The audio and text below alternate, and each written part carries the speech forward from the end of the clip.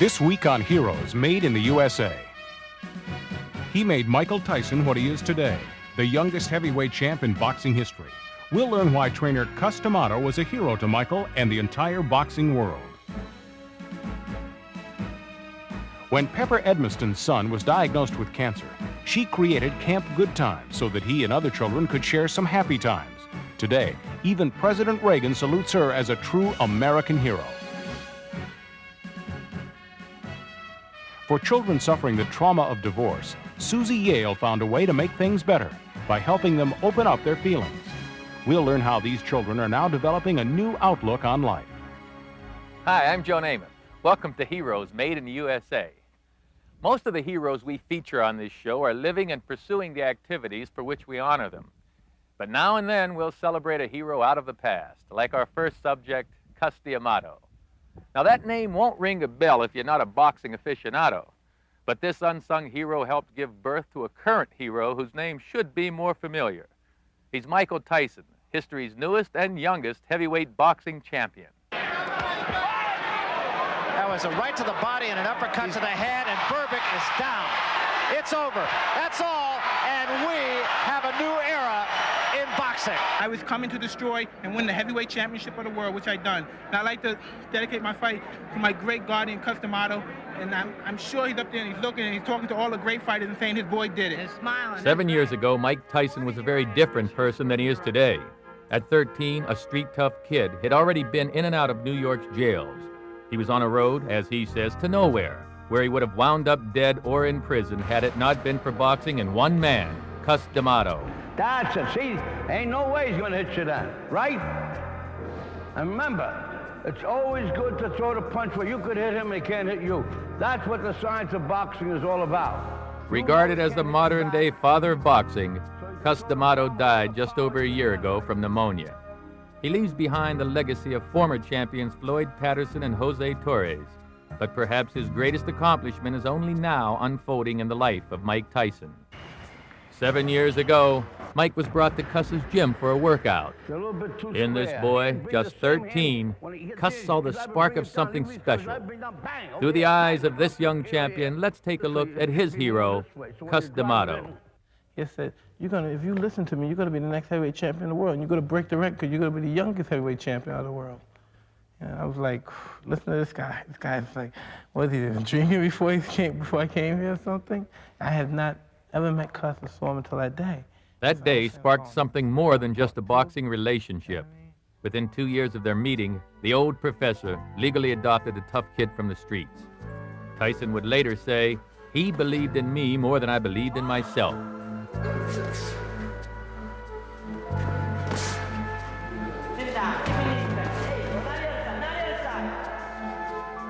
For 6 years, the master instilled in his student the wisdom and knowledge of a lifetime, and a caring compassion the likes of which Mike Tyson had never known. To describe love for Cus, it wouldn't be any difficult as you describing your love for your father or anything, because, it was that kind of relationship, you know what I mean? He was there when I needed him. He was there when I was absurd and someone had to be on my case. He was the one. Cus would always explain that you should always do things to build your character and make you a better individual.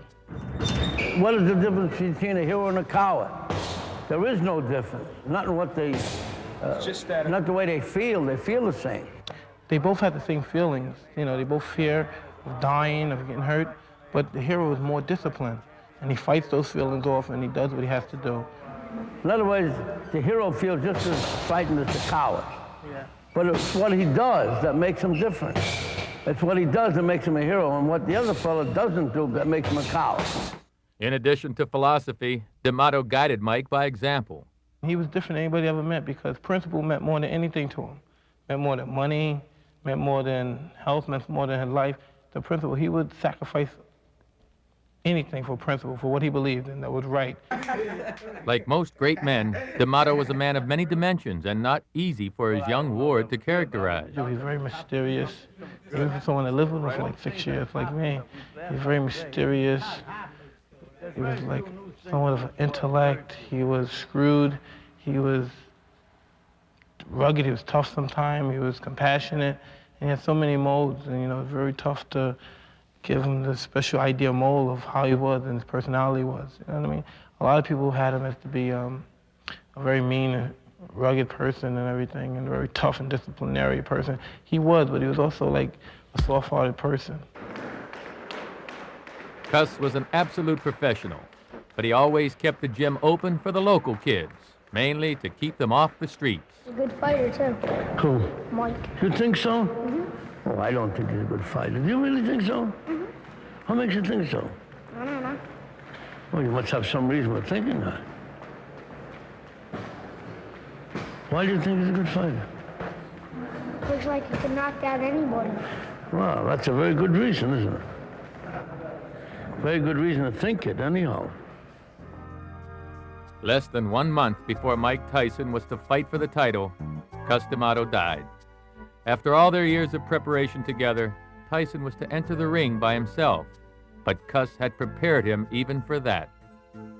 I went to visit him in the hospital, and I said, Cus, you know, it's gonna be senseless fighting and you're not here. And I was saying it's gonna be very, you know, insignificant. It's gonna be tough fighting without you, you know what I mean?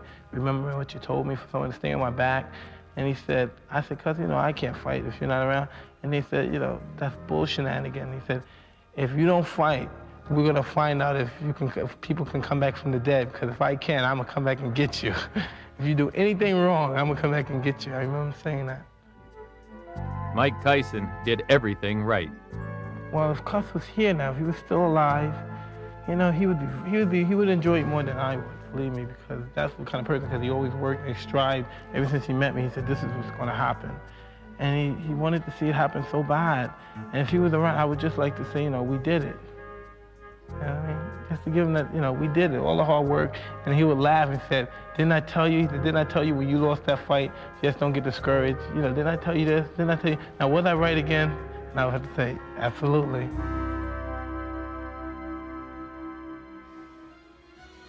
Coming up next on Heroes Made in the USA, Pepper Edmiston's Camp Good Times and Susie Yale's Very Special Children.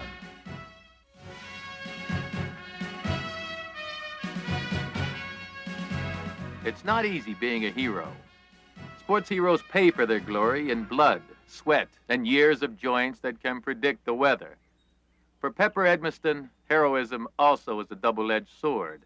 She gets pleasure out of making young cancer victims like her son happy a few weekends a year at her Camp Good Times. But she must also cope with the knowledge that some of the happy campers won't be back. It's a beautiful spring day in the Santa Barbara Mountains of Southern California, and Camp Good Times is back in session. These kids are as excited as any kids would be. They're going to have 3 days to play and just have fun. And they'll get a visit from Santa Barbara's most famous resident. His ranch, the Western White House, is practically right next door. Go in, have a good time, find your bunks, and then let's just get ready to roll. We're going to go out and play. Okay? It all seems so ordinary. But what makes this camp so special and this time so important is that every one of these children is fighting his own battle with cancer. Give me 5. Give me 5. Good catch. Good throw. Pepper Edmiston remembers the frustration of trying to find a camp for her son David, who was stricken with leukemia in 1976. I was really miserable because he was so different. He was taking this horrible chemotherapy. And I looked around at all these other children and I thought, this kid should not miss camp. You know, he has missed feeling normal and he's missed just being carefree. And our family's missed all that. Because of their health problems, neither David nor thousands of other children like him across the country could get into regular camps. So Pepper decided to start a camp of her own, along with the help of Dr. Stuart Siegel, a cancer specialist at Children's Hospital in Los Angeles. This was about March or April of 1982, and I thought, if things went well, we could get it going by maybe the summer of 1983. And Pepper said, no, we're going to have it this summer. I said, really? I just can't believe that. But sure enough, the last week of August, we had our first session. 1, 2, 3, all the way up! Oh, she made it! Pepper soon found out kids with cancer really did need a special place to get away from it all. Retro side surf and statue. I wish you come play with me in the swimming pool. Last When I was diagnosed with cancer, no one understood, and so I became unpopular at school. And camp helped me get more self-esteem, and I felt better about myself because I knew I wasn't the only person going through the horrible thing. It gives you moral support, seeing everyone how, despite the fact that they've got, cancer and all this stuff, they can still do a lot. I found a lizard, he was crawling around, and I couldn't get him for afraid he might bite me. And then Camp is supposed to be fun. Though at moments like this, Pepper says, it's easy to forget that cancer kills half the children it strikes. This place is like fantasy land. People look normal, but yesterday some of these children were in the hospital getting chemotherapy, and tonight they're going to be getting an IV drip for 4 hours. It's just this pretend world that we've created. What kind of tumor? What was the name? Hodgkin's disease. Oh, Hodgkin's. I can't really understand what they've gone through. I look at them like they're little troopers. Well, this is the way it was supposed to be. These children shouldn't get cancer and die when they're 5 years old. We're trying to restore what was robbed from them. Pepper's idea has become so popular that Camp Good Times now offers numerous sessions throughout the year. Volunteers act as camp counselors. Donations from individuals and grants from corporations pay the cost to rent the campsites. Now Pepper wants a permanent home for the camp.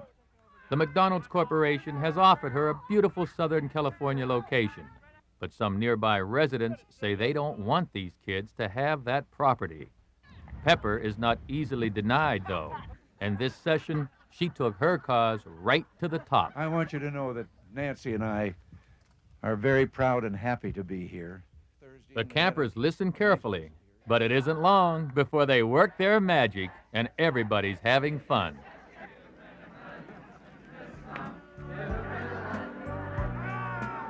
There's 60,000 children across the country with cancer, and I think by the president coming to a camp and visiting a group of cancer children, it's telling all of them across the country that they're valuable. They're admired by the president. I mean, what greater compliment could there be?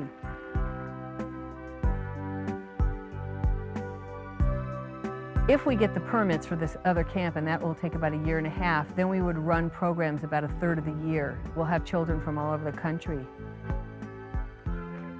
I love to take pictures, and I have 1 million pictures of the children at camp, and a lot of them on videotape.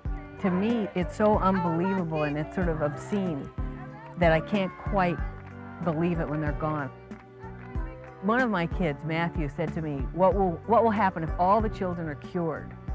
What will you do at the camp? And I said, oh, we'd hold lots of reunions, and I'd be so happy. Coming up next on Heroes Made in the USA, Susie Yale's Rainbows for All Children, and hometown hero, Sandy DeLeon.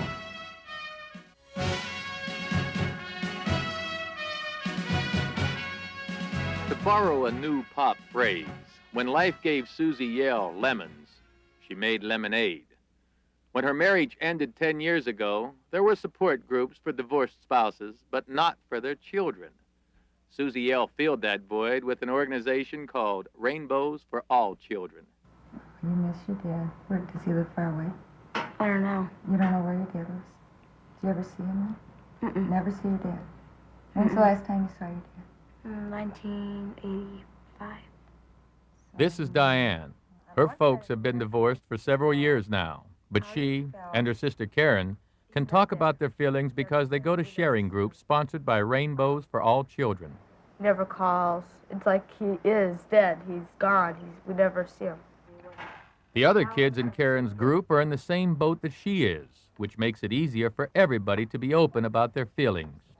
This one, as you can see, they're both smiling and they're both jolly and happy, and they don't realize what's going to happen to them later on. Without the sharing group, I think it would be a lot harder for me to handle things because I wouldn't have anybody to talk to. I wouldn't have anybody to share my feelings with.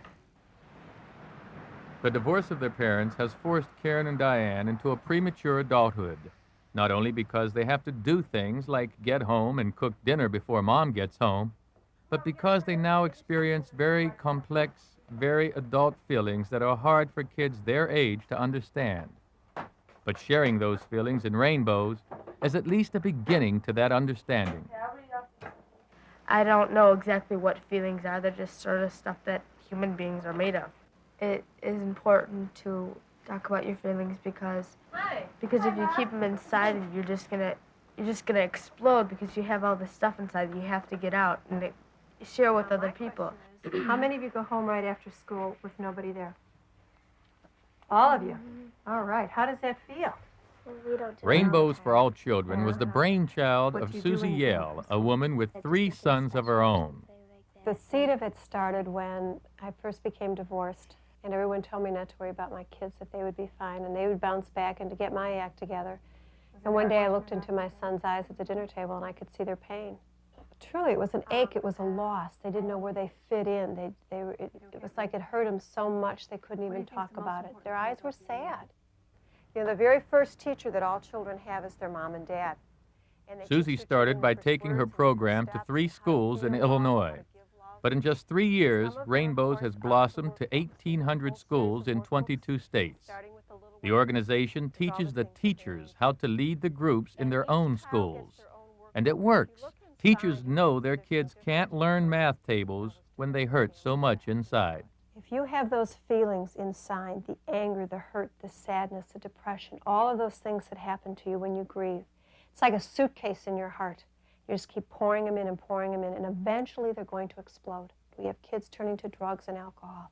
We have teenagers committing suicide. It hurts so much that they drink or they do drugs to numb the pain, at least for a short time. Do you feel like if you make your mom happy, your dad will be sad? Yeah. And then if you make your dad happy, your mom will be sad? What do you do? How do you handle that? And now, thanks to Susie Yale, a floodgate has opened for the emotions of these kids to finally come out.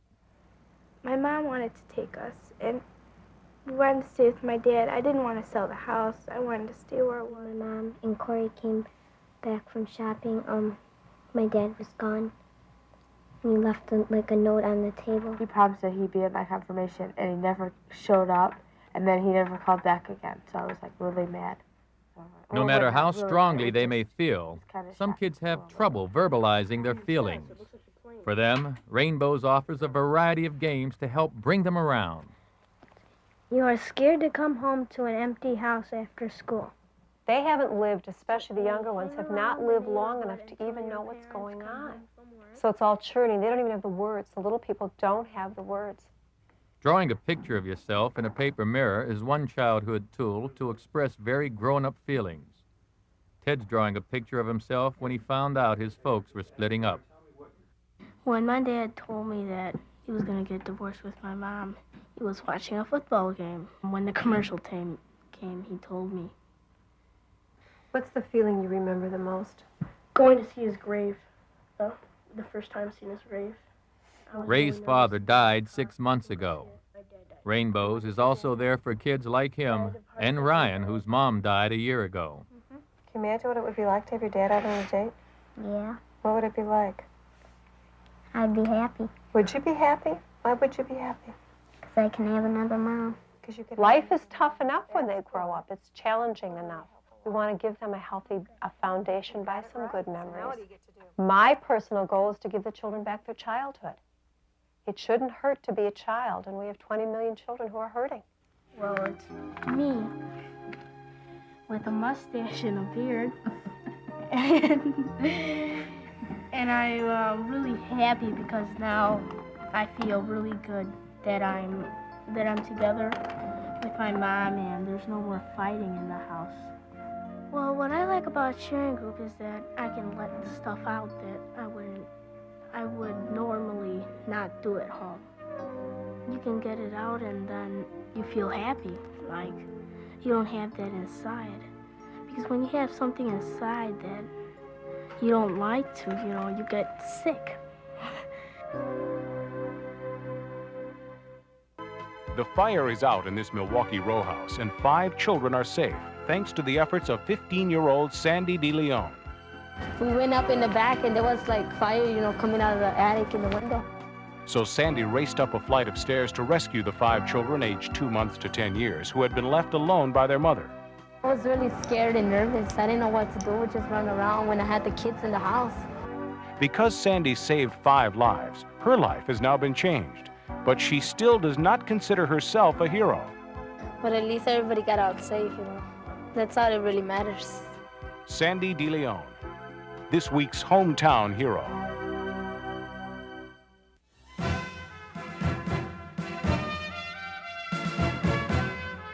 Heroes can be fighters, mothers, or just special friends. The common denominator is heart.